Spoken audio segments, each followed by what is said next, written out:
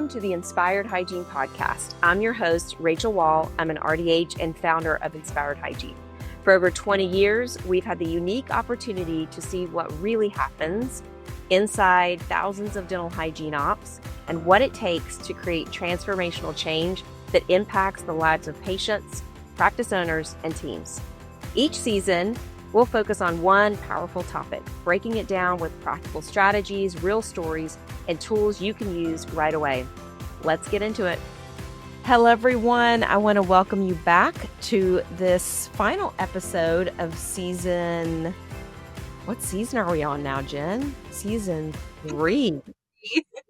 Season 3 of the Inspired Hygiene podcast. And this whole season, we have been talking about innovation so that dental teams can thrive in 2026 and beyond.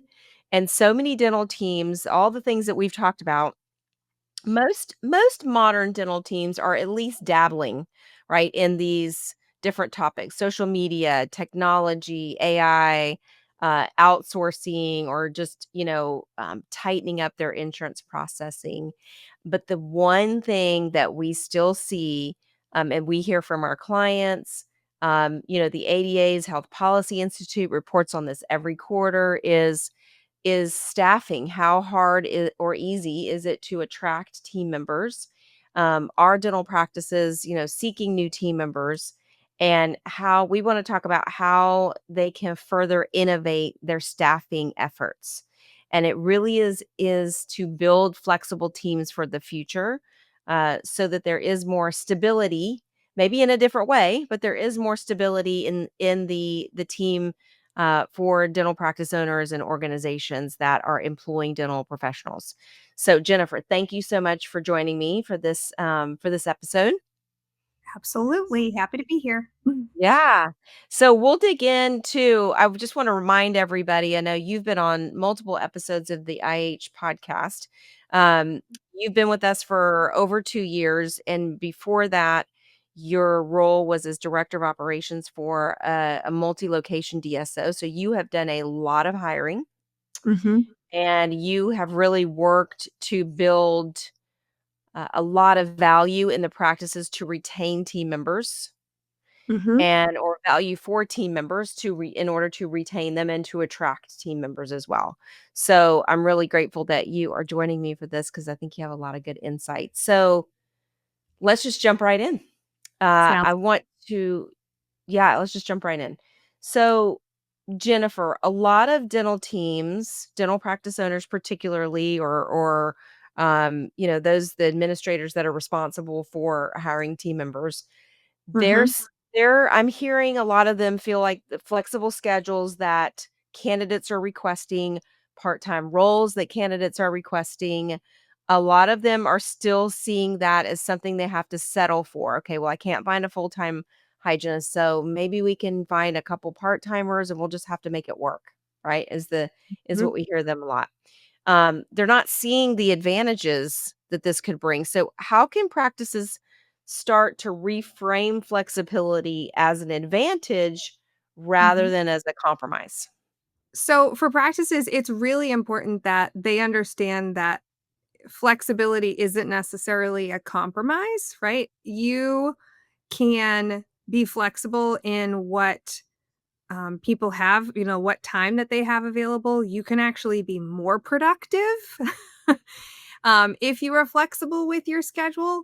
And look, we ask our team to be flexible and change all the time. So why can't we? That's always Mhm. a big question for me. Uh-huh.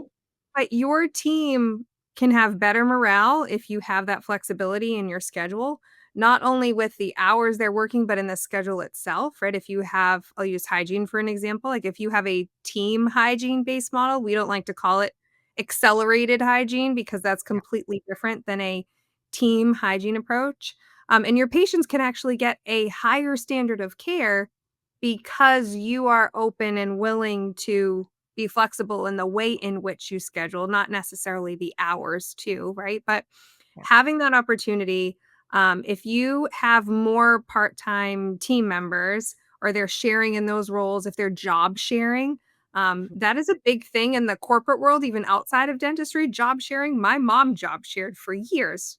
She was part-time and another mom was part-time, and they took care of each other's kids during the off time. So yeah, so you can give your team that flexibility that they need to support their family, to support each other. And look, they can also pick up other shifts if they're not just full time, right? I had team members for years that they would work, 3 or even 4 days a week. And if the office was open up more, they're like, hey, can I pick up another shift? Sure, Mhm. Mhm. absolutely. So just being open to different things and, Mhm. you know, open to different ways. Your team may have ideas about that too. So ask them. It might be even, you know, staying open late some days, or maybe Mhm. you have a longer work day. I had a practice that was open 7 to 7, and we had one team that came in the morning, and then they switched essentially at lunch. And it was great because Yeah. there were some team members that needed to be home in the morning for their kids, and others that needed to be, they needed to be home or they had other plans later in the day. And Mhm. as long as your patient care hours are covered, that's really, at the end of the day, that's what's most important, right? So, just being flexible to that. Yeah, so let's dive into that just a little bit more with the shift option because I've seen this as well with some practices that we've coached and it's worked out really well. I was at and actually I did a volunteer dental day recently for a practice outside of Charlotte here and I was just chatting with one of the doctors and she said, "Yeah, I work I think she said she works 3 days during the week, but they work 7 to 7, so this is obviously they have multiple doctors, right, in the practice, because in North Carolina, the dentist needs to be there in the practice for the hygienist to see patients, and, so they're open 7 to 7, so they have a 7 to 12 shift.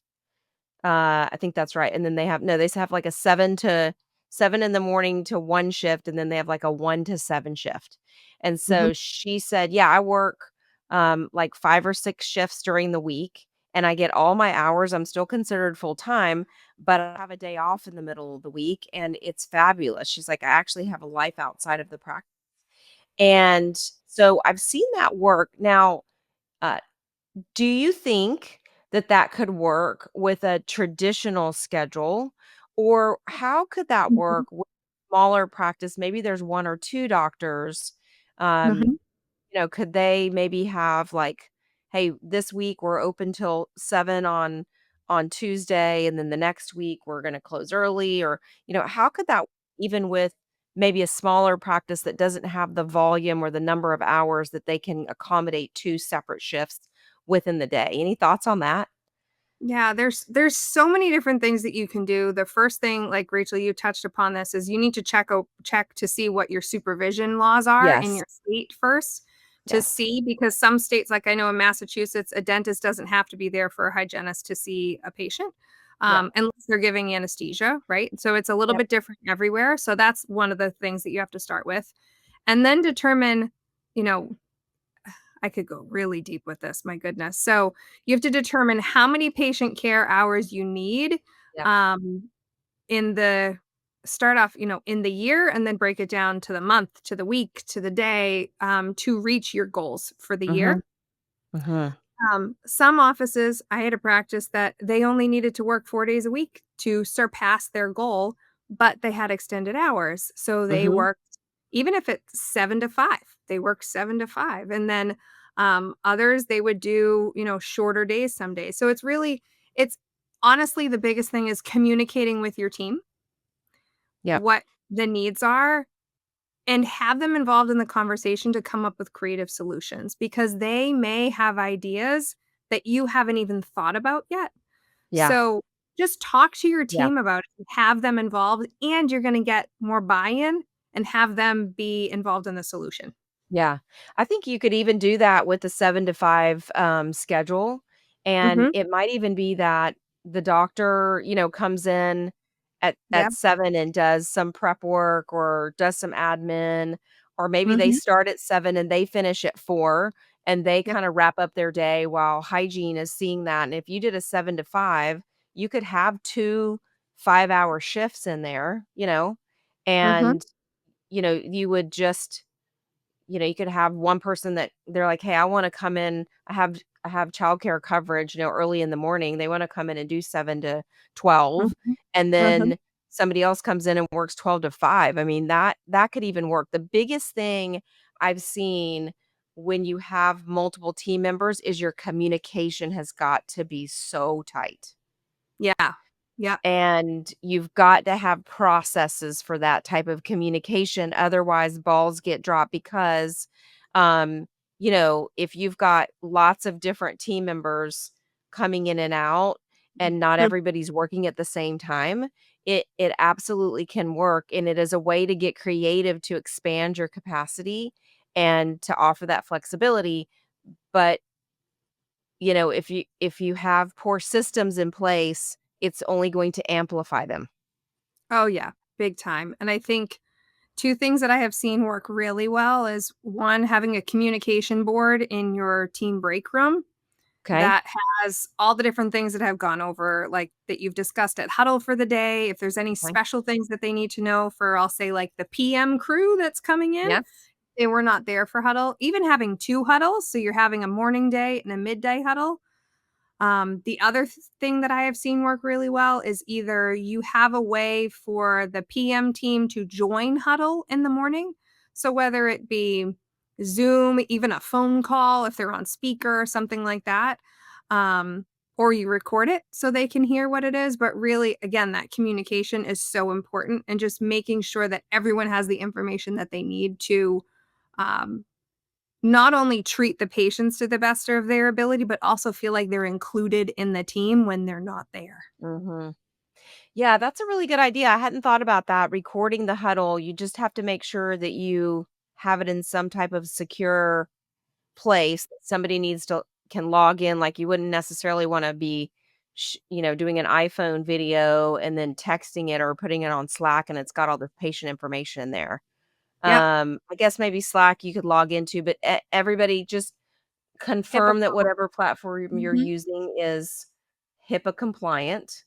Yeah. Um, I will say we use Fathom as a note taker, and I did some research, and Fathom is HIPAA compliant note taker. Um, but do some research on that, but that's interesting, and so maybe the first few minutes of their shift is, just like when we come in the morning, we come in a little bit early, right, to get ready and have the huddle. Maybe they come in a few minutes early before their first Mhm. patient comes and they watch that huddle. That's a good idea. Um, or at least there's a communication board and some notes. And then there are softwares that can help you manage the shifts, correct?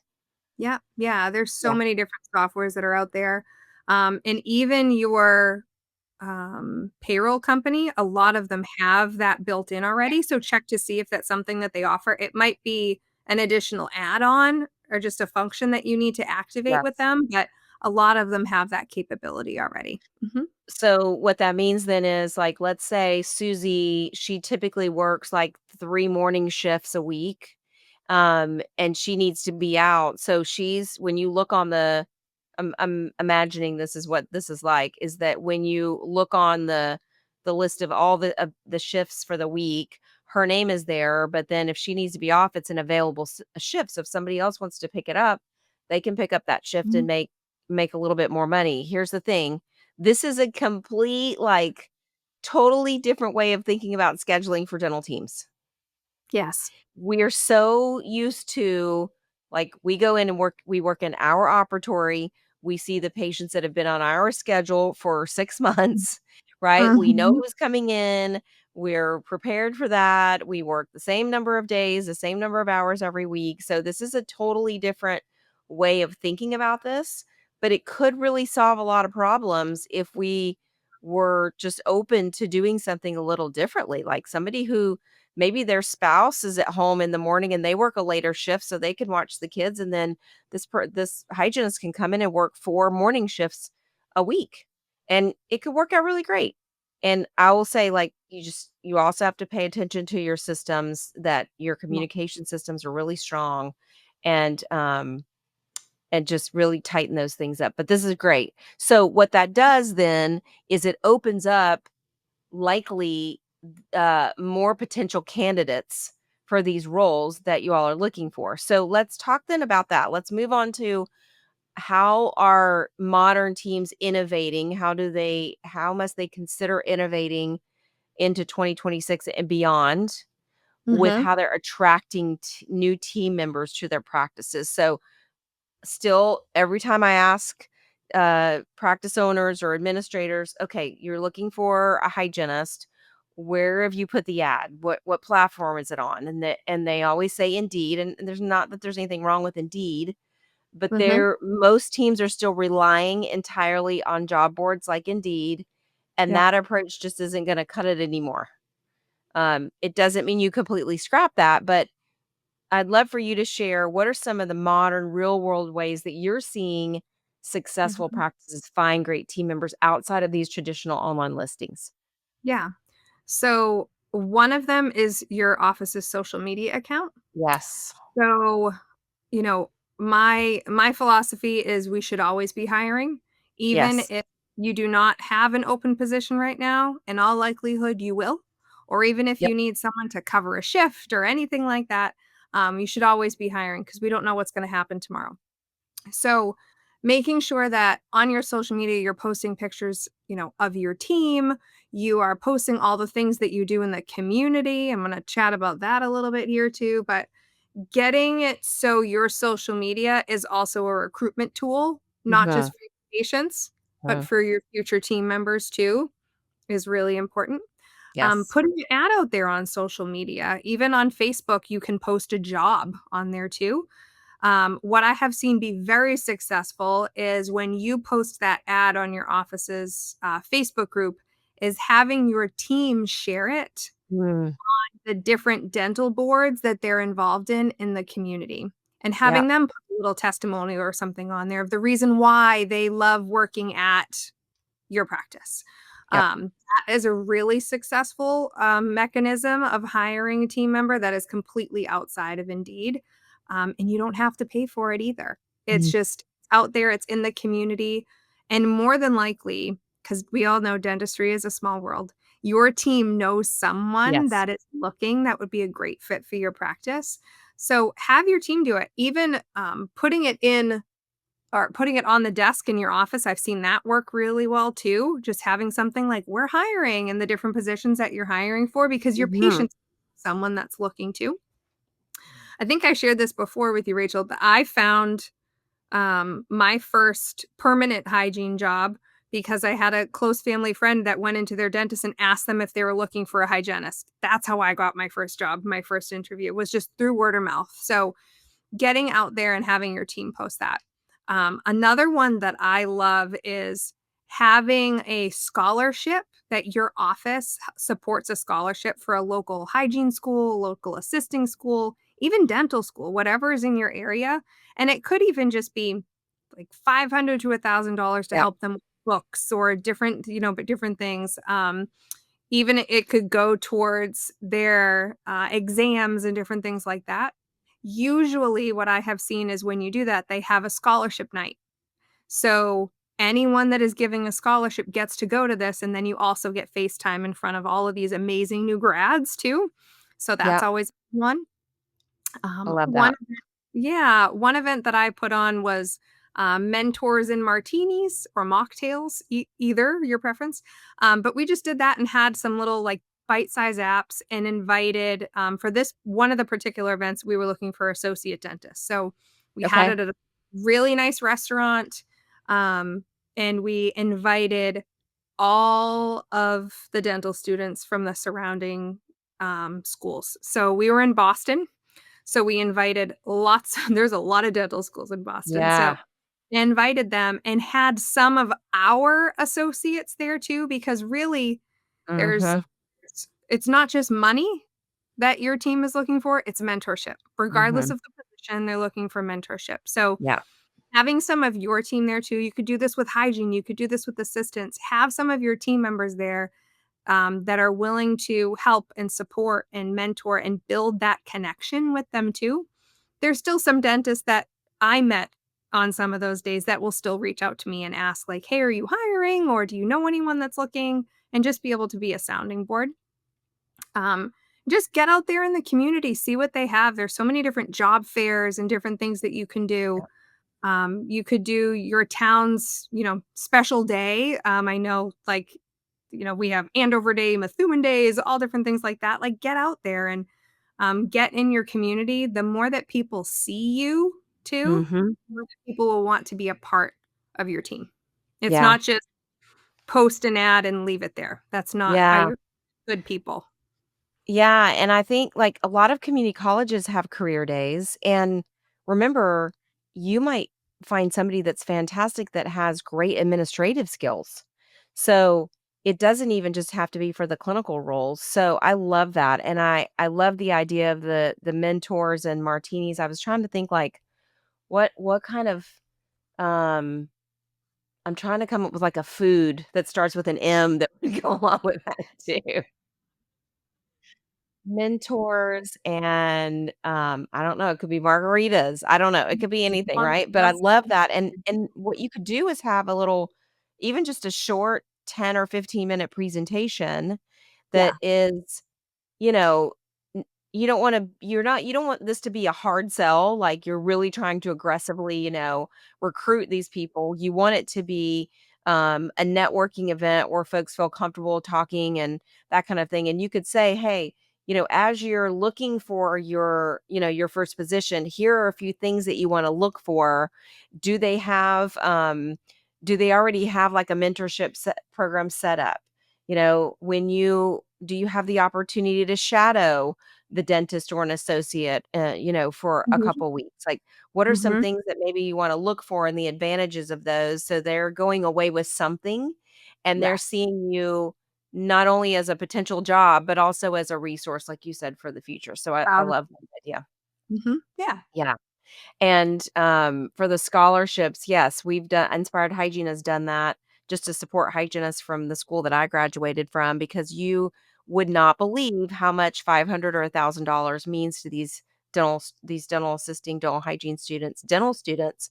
It might help them buy a pair of loops. It might help them, like you said, pay for their board exams, and those things really go a long way. Mhm. And so that takes us to when you're doing those things in your community, you're really building your pipeline of team members locally. And Yes. that's the long game, right? It might Mhm. not bring you somebody right now, but you're going to be on the top of mind if, maybe there's a dental hygiene student that has a year to go and they're like, "Man, when I get out, I really want to work at that practice." And Mhm. so you shared with me that you're on the board of 2 different vocational high schools dental assisting program in your area, Mhm. and, that's an amazing way to get involved. Can you share a little bit about that, Yeah. and what's that kind of impact have on the dental community long term? Yeah, absolutely. So, I am actually a graduate of one of the vocational high schools too. So I'm a huge proponent in vocational education, but I Yeah, went to their dental assisting program and that helped me bridge to hygiene and ultimately to here. So, yeah. um, it's so important to be involved and hear what is going on at the local level and to also give them feedback so they can make their programs even better. Yep. So, what technologies are really important to have, going over different things in their education, trying to help them determine if um, they need like an after school program for adults that aren't even in high school, but they can go Mhm. through the program. So it's like a post, I can't even remember the name of it now.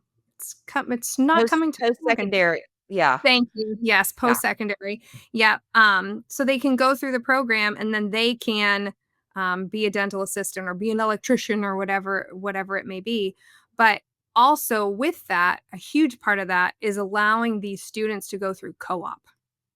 So, the end of their junior year, they're eligible, and it's dependent on what education they've gone through, what their grades are, like, their teacher Mhm, has to mhm, sign off on it, mhm. that they can then go work in the field, and they get paid to do that. Yeah. and they get to go and work in a dental practice Mhm. and see that firsthand, what that looks like, and get that real world experience and get the hours to then. So, for this case, for example, they get the hours that are in, so then they can go and they can sit for their radiology license. Mhm. So, and again, every state is different. This is in Massachusetts. So at 18, they can sit for their radiology Mhm. license. But they have all of the educational hours and hands-on hours to be able to do that. And they can work under the doctor's license, even though they don't have a license at that point, an assisting license through the state. So being able to support them with that, one of the big initiatives that we've been working on is to get scanners in their practice Oh, I love that. into their hands. Yeah. Um, so many different things, making sure that they have the tools so then when they get out into the real world, it's as seamless as it can be. Obviously, school's completely different than real world, right? Like as hygienists, we started off with doing a prophy in 4 hours. That is not possible, right? Mhm. Yeah. Um, but everyone has to start somewhere. So just giving them the tools to be able to do that and make sure that they have everything that they need just for long term success. So starting that in your community and being able to be involved in that is so important. So I really enjoy it, and it's something that I've I've been on one of them since I was a student at the school, and it's been a long time. But very fortunate to be able to sit on those boards and be able to just help the next generation of dental community. Yeah, so you mentioned to me when we were prepping for this that you'll have to refresh my memory. One of the schools graduated. I mean, one of the programs had 25 students in it, Yeah, just in one grade. Yeah, so just in each one grade. grade. Just in one grade, yeah. So they all go through exploratory freshman year. So they get to go to every single shop. So automotive, auto I body, love that. electrical, plumbing, everything. That's where I learned how to change the oil in my car. So they literally get to go through everything, culinary, medical assisting, early childhood, to see what really works for them, Mhm. what they like better, and then they kind of narrow it down from there. Um, so yeah, so they start there and then they pick their shop and then yeah, so one class had 25 sophomores for Yeah, dental. so imagine the volume of dental professionals, and not all of them will stay in dental assisting, but Mhm, even if half of them did from a high school and there are multiple of these happening, in different regions, that's a mhm. fair amount of dental assistants that are coming into the market. And, I hear and a lot of those dental assistants will continue to go into hygiene school. You shared with me there was a pretty high percentage from one of the groups. Yeah, more than half had gone on to hygiene school from there, Mhm. and they got into, some very big reputable colleges, Mhm. one of them being, the former college I went to, Mass College of Pharmacy, Yeah. Forsyth. So, that made me really excited. I still get goosebumps about it. Um, so there's so much more to getting involved in your community and really building that pipeline Yeah. and having those students come into your practice for co-op. I did it at the practices that I used to lead. And it was super beneficial, not just for them, but for us too. It was great Mhm. just to be able to support and guide them. Mhm. Um, yeah. So just get out there and see what you can Yeah. do to help others. Leave that ladder down for them. Just see what you can do Yeah. to.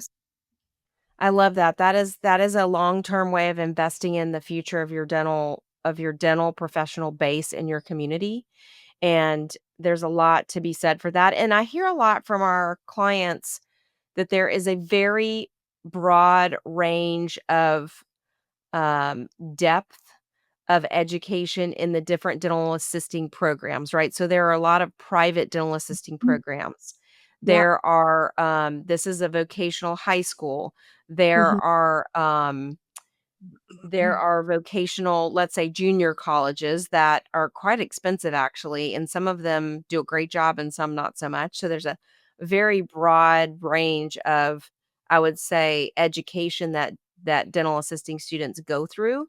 And so Mhm. if there's a way that you can influence any of that in your community, Yep. by giving them additional experiences in a real world dental office, by going in and doing a lecture, bringing in a piece of equipment or something for them to have some experience with scanning each other, that kind of thing, Mhm. or introducing them to a rep that you have that would do that. Okay. Um, any of those things can help influence that flow of dental professionals into your community in the future. So I think it's worth those investments, and it could be something that you do, you know, twice a year or once a quarter or something like that. It doesn't Mhm. have to be a huge time commitment. Okay, Yeah. so in addition to bringing new team members into the practice, you know, just as important as retaining the team members that you have, and Mhm. I'll say this caveat, as long as they are team members that match and fit your culture, your standards of care, and your mission and vision for your practice. Mhm. I do think it's necessary to say that one thing that we have observed, and I mean, this is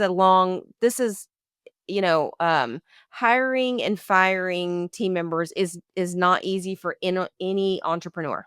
It just isn't. Mhm. Um, and it's always difficult when you figure out that somebody's not the right fit, and how do you go about all of that? Mhm. Um, what we're seeing though is some practice owners are tolerating really bad behavior that would not be tolerated in any other circumstance or any other place of Yeah. employment because Mhm. they're afraid they're not gonna have, a hygienist or they're not gonna have a dental assistant, and how are they gonna work? And I can say that, I have not walked exactly in your shoes as a practice owner in that regard. So my advice from the looking in from the outside is very often those individuals that are holding that position and um are creating a lot of drama and toxic, conditions within the practice, they're holding the spot of someone else who would be fantastic. Yeah, and I'll say, like, to piggyback on that, I've been in that position that it was my responsibility to make hiring and firing decisions for Yes. of over 200 team members, Yeah. and yes, it was challenging, and one of the questions that I would, have our listeners ask themselves, so if you have a team member that you talk about them all the time, you go home and you're talking to your spouse about them, and Yeah. you talk about your leaders and stuff with them. My question to you would be, if you had a position open in your office, would you hire that person today Yeah. based on what you know? Yep. You know, I would say 99% of the time the answer is gonna be no. Mhm. So, my, previous employer always said, he's like, I used to be afraid," and he would come from, like, a point of fear, like, "What's gonna happen if I can't let this person go because I'm not gonna have anybody." And he always said, "I'm not worried about it anymore because I know that Jen's gonna find someone better." Mhm. And the reason is because you're working on all these things and you have these Yeah. things going, right? Um, but look, it's hard to be a leader and to make that choice. And it's even harder to be a leader when you don't make that choice and you allow that person to be on your team and your other team members see that their behaviors by you not doing anything, it makes it okay, right? And sometimes you need to sit down with the team you have and say, "I'm sorry that I allowed that behavior for so long because I was afraid that we wouldn't have the support that we needed Mhm. for each other and to serve our patients." Like, again, having your team involved in the conversation, like, "Okay, I've made the decision. Yes, I've let this person go. Now what can we I do?" need your help. Yeah. Yeah, just do that. So, Yeah. yeah, it's a tough conversation to have, and I totally get it, and it's tough on many different angles. Yeah, one of my former bosses said firing somebody is like throwing up. It feels awful before you do it. It feels awful while you're doing it, but afterwards, if you feel so much better. And it's so true. I mean, unfortunately, Yeah, I've had to do that too in the past. It's so true. But yeah, here's the thing is just think about like they're holding the space for a fantastic team member who would be a great culture fit. And yeah, very often you lose really good team members because you're tolerating somebody else's behavior. And they're often, they might be really good clinically, but that's not the only measure of a right fit team member. So all that to say, um, now that we're um, we're in this point in time where we've been, several years where there's been a challenge with hiring dental hygienists and the compensation expectations of hygienists is much higher than it Mhm. was, in 2018, 2019, and we've all accepted that as a fact. Some practices have come up with some very creative ways of managing that because at the same Mhm. time that compensation has increased, insurance reimbursement has decreased, cost of supplies have increased, and it's creating a financial crunch on a lot of practices. And so a Yeah. lot more practices are now considering some type of performance-based compensation model so that the hygienist can win, the practice can be profitable, and we always have to ensure, regardless of the compensation model, that the patient's care is of the utmost importance. So a lot of practice owners want to introduce this performance-based compensation model, but they're nervous of how it will be received. And Mhm. certainly, that's a fair concern. We hear this Mhm. from a lot of different perspectives. So what would your advice be, Jen, for framing that conversation in a way that really builds trust so the Yeah. team sees it as an opportunity to grow rather than a pressure tactic or now you're just taking something away from me or you're making me just focus on production. How do they frame that conversation in a positive way? Yeah. So, the first thing that I would say before you even sit down to have the conversation is get all of your ducks in a row. So, what I Yes. mean by that is if you are looking to switch to a, commission or, goal, just any change in anyone's compensation, Yes. figure out what that looks like, write it down on paper, make sure it's very clean, very clear to understand. And then for every single team member, go back at least, I like to say 3 months, at least 3 months and show them what their compensation would have been had you used Yes. this new model that you are recommending versus what they did take home. Yes. Because you can say it till you're blue in the face, but until they Yep. see how it's gonna impact them and their wallet, they're not gonna understand. Yep. I've seen some great compensation structures out there and some not so great that Mhm. were very, very confusing, even down to having EBITDA in there. I'm like, "You cannot expect a Oh, hygienist goodness. to know No. what EBITDA is. Please don't Yeah. include things like that." Um, just make it very simple. It should be reports that they can pull on their own, Yes. right? Just make it very simple and make it clear, and help them understand when you sit down, show them what it would look like, what they would take home with that, and what they would take home without that, with the new compensation model versus the old compensation model, and just explain to them that it was designed to reward them for their growth and for all of their effort. But you also need to make sure too that they have all the tools and they have had all the education that they need to be able to support the production that Mhm. you need them to. Expect. Yeah. Yeah. Yeah. Um, Yeah. They've gotta have the tools to be able to perform at yeah. a way that's going to make everybody successful Mhm. and, care for the patients, and we could talk about that for days, but I wanted to include it as part of this innovation, innovations to thrive and, going forward because it is a piece that I think is at least something to consider, and in season 1, episode 5, we actually did a whole deep dive on hygiene profitability, so I'd encourage everybody to go back and listen to that episode because 'cause it'll give you a bit more deep dive on that, and we work with our clients specifically on this, and we have really helped, Mhm. several teams successfully uh, completely change their compensation model while completely updating their diagnostic and their clinical standards, and the Yeah. hygienists ended up making more. And that's the goal, Mhm. right? It's for them Yeah. to be able to make more and be able to contribute to that. So, yeah, Mhm. I think your message is, again, right, clear communication, Yeah. um, and before you start hinting at this or, having conversations with one person here and there, don't do that. Get all your ducks in a row, right? And then be very prepared to have it very clear black and white spelled out. Don't expect the hygienist to do the math. You've got to do the math for them and make it really clear. 1,000%. Yeah. So you and I both know that practice owners often think their team members know how great the practice is and why wouldn't they want to work here? And they have it so great here. This is such a great place to work.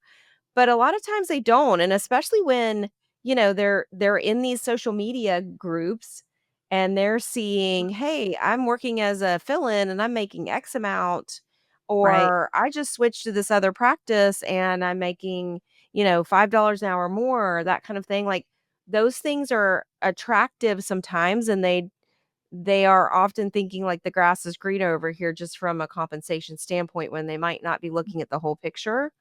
Right. Um so sometimes and a lot of times the team members just don't recognize the benefits that are there in the practice because either they haven't taken advantage of them or they haven't been explained well enough to them. So, Correct. what are some ways that you've seen that practice owners, practice leaders can Mm, make that value of working in a specific practice more visible and mhm. tangible beyond the paycheck so Yep. that the team members really understand what they're getting, what the benefit it is for them to be in that at practice and stay in that practice. Yeah, absolutely. So when you were just, talking about that a little bit, it reminded me of a conversation that we had with one of our clients recently that they were having some challenges showing the value to their team about even just their Yes. compensation structure.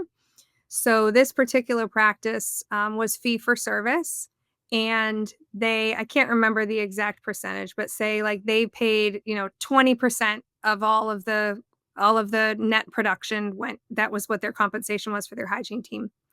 And they were trying to recruit someone and they said, "Well, I'm not going to accept anything under 25 because the office up the street is offering me 25." Yeah. But the office up the street was a heavy PPO practice. Yeah. So they didn't understand and their team couldn't explain that, a smaller piece of a bigger pie is a bigger piece of pie versus Yeah. a smaller pie, right? So Yes.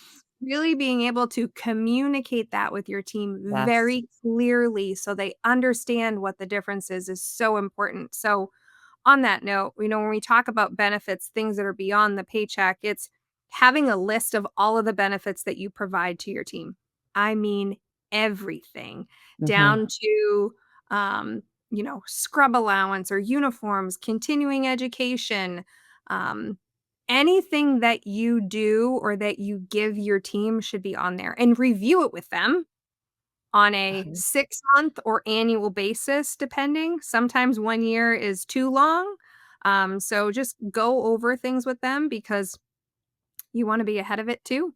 So having that list and list out things on there, any excursions, different things that you guys do together as a team. You don't necessarily need to put a dollar amount on there, but showing them like that's Mhm. part of the amazing things that you get by being on this team, right? The holidays that you take, any time off, anything like that. One thing that a lot of offices, they're trying to find different benefits or benefit structures that they can do. One that I often see that people forget is a health savings account. It costs the office nothing other than just the initial setup or Mhm. something like that, but that's all employee funded. True. It's not Yeah. employer funded, so to be Mhm. able to have something like that too, and HSAs are not taxed, that they can use for their health or, to purchase, their prescriptions or things for their family is a huge benefit, Yeah. that a lot of people often forget about, and it doesn't really cost you anything other than the Yeah. initial setup, and a lot of companies will provide that if you're already utilizing, their services. It's complimentary, so reach out to your Mhm. benefit provider. That can be a huge, Uh-huh. retention tool too for your team. But making sure that you are focusing not only on their professional development, but their personal development.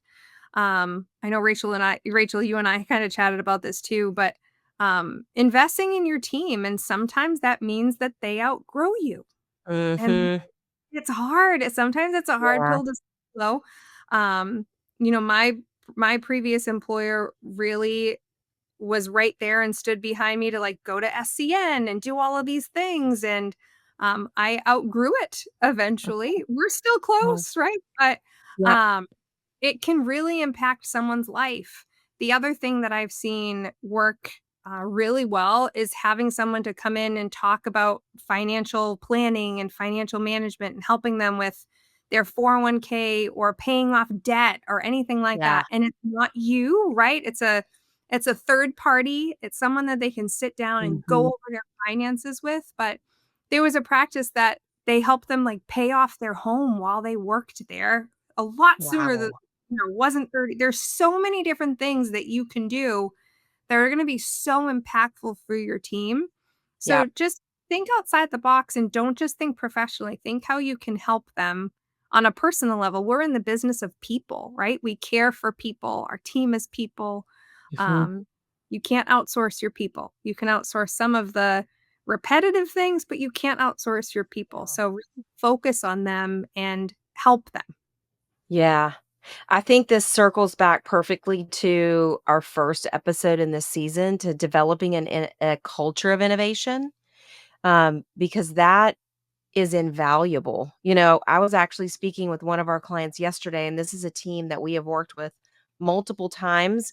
The first time I was in their practice, they gave me a onesie for my son, who is now a sophomore in high school. So that tells you how long it's been.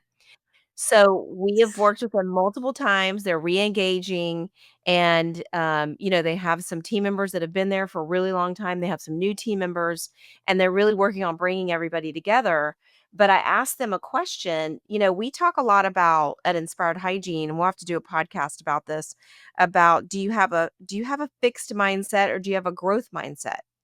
Because that can really it absolutely impacts your results in your entire life, not just at work.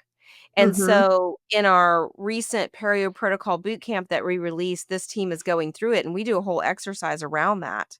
And so I brought it up yesterday and I was like, where did you all fall, when you did this growth mindset versus fixed mindset exercise? And they were like, I feel like we have just a culture of a growth mindset. When it was a hygienist spoke up who had worked in a couple other practices, and she's like, whenever we want to make something better, everybody's really open to it. Like, okay, yeah, let's try that out. We could do it this way, or we could do that. They don't just shut it down. And one of their core values is be better every day, and I just love that because they are fostering that culture of innovation. That just means, hey, we're we're not, going to rest on our laurels. We're going to continually work to be better. And when you have a growth mindset and you're working on innovating, that doesn't mean that every day is easy and it's all butterflies and unicorns, right? But if you're all in it together and you're all focused on whatever that innovation is that you're focused on at the moment, um, then that alone builds a lot of value because it shows you can do hard things, you can accomplish things, you can master new skills. And those are the things that are going to carry you through your career and give you that momentum to just keep developing, who you are professionally and personally. So, thank you so much for joining me again. I love this season, and I love wrapping up a year with this. And no matter when you're listening to this, um, I want to encourage you to look in the show notes of the episodes of this season, and you're going to see a PDF that we're going to include to share with you some of the highlights of every episode and some action steps and resources for you. So please look in the show notes, grab that. We love it for you to share this with a friend or a colleague. And just thank y'all so much for listening to another episode. Thank you so much for listening to this episode of the Inspired Hygiene podcast. We hope you got a ton of value and some things that you can really take away and implement now. So as always, we invite you, if we can help you in any way to optimize your hygiene department, head on over to inspiredhygiene.com. And as always, stay inspired.